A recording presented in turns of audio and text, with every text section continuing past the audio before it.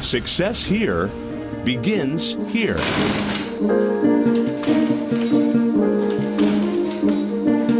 Today, we're going to talk about what goes into the manufacture of quality kitchen knives and other kitchen tools and how they can help you succeed in your culinary career. Dexter-Russell has been providing the right knife and solution to food service professionals since 1818, and we would like to share some of our knowledge with you here today. From our early beginnings, nearly 200 years ago, Dexter has been manufacturing professional kitchen knives and tools of consistently high quality, durability, and value. Cutlery you can depend on to get the job done. We have taken this time-tested experience and added state-of-the-art equipment and processes to ensure the highest quality and value. Allow us to show you what goes into the manufacture of high-quality kitchen knives and tools and why it is important to you.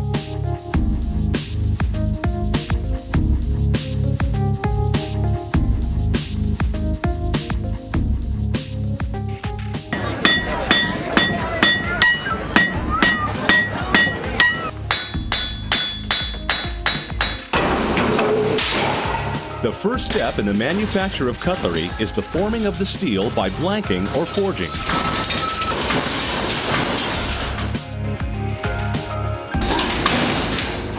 Blanking is a process by which a blade is stamped or punched out of flat stock with a punch and die.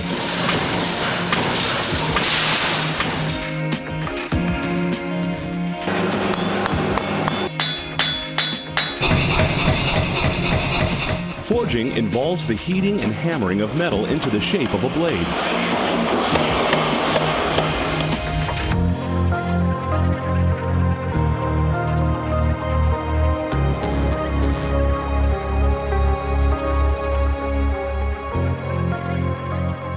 Heat treatment is the process of controlled heating and cooling of metals in order to change their physical and mechanical properties. The desired properties for the manufacture of professional cutlery are strength, resistance to wear, flexibility, and corrosion resistance. This process is key to the production of a small, tight, and consistent grain structure that promotes long edge life. To demonstrate why heat treatment is so important, let's take a look at the inside of a properly heat-treated blade. Under extreme magnification, we can see that the steel is made up of tiny bits of grain which make up a pattern.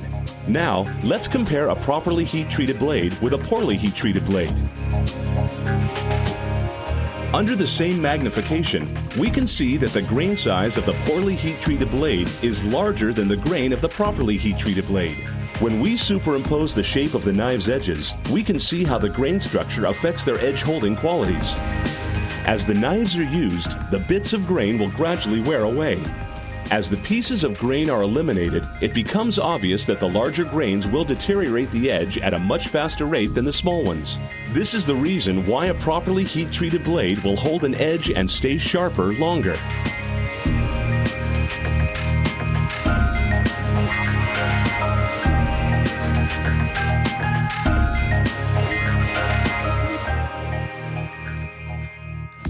As important as quality materials and proper heat treatment are, proper edge geometry is crucial to the manufacture of professional quality cutlery.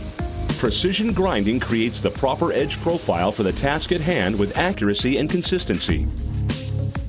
To demonstrate the proper edge geometry for a professional quality blade, let's look at a diagram showing the shape of a typically ground knife. Notice how the edge is made up of a kenneled wedge shape.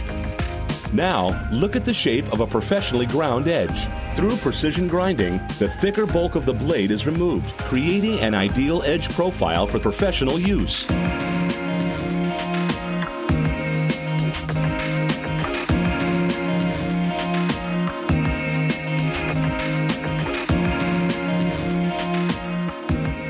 Flexibility is the ability to take a bend without breaking and return to a straight position.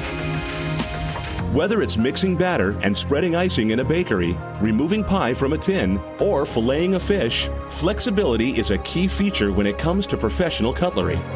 In the manufacture of cutlery, there are two ways to achieve flexibility. Use thin material which flexes where it wants to, or utilize precision grinding to create a specific flex point which flexes where it is designed to flex.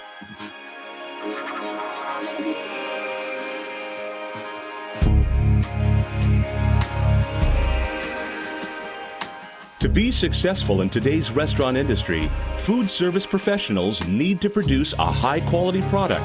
And in order to do this, they need to use consistently high-quality kitchen tools. An important step in maintaining these tools is establishing proper use and care practices for the sharpening, cleaning, and storage of professional cutlery. Let's listen and learn.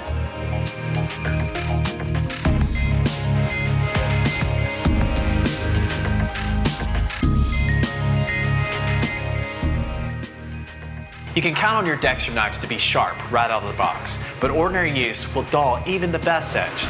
Doesn't mean your knife needs to be sharp. The edge of a knife has microscopic teeth called feathers, which do the cutting. With repetitive use, these feathers roll over and the knife appears dull. The butcher steel is made of a material that's harder than the knife's edge. So, just a few light strokes will realign the feathers and restore the blade's sharpness. So let's see this in action with my chef's knife. Grasp the steel firmly in your left hand. Place your thumb behind the guard and position the heel of the blade against the steel at a 90-degree angle. While keeping the edge against the steel, raise the back of the blade a 1/4 inch. Maintain this angle and apply constant and moderate pressure as you draw the blade across and down the full length of the steel. Perform this in one continuous motion until the blade tip completes the stroke, passing off the steel near the guard. Repeat this action under the steel for the other side of the blade. Here's another method. This might be a little easier if you're just starting out. Put down a towel for stability and place your steel vertically. You can really focus on the angle on both sides of the blade this way. Draw the blade down the length of the steel on both sides. With continued use, every knife will eventually need to be resharpened. During daily use, the feathers continually roll over and are realigned by steeling. Eventually, the feathers break off and new ones need to be created. This is done by removing material from the blade with a sharpener, typically made of diamond, ceramic, or hard-chromed, knurled steel, which will remove steel from the blade and create a new feather edge. Sharpening and steeling are pretty much the same process.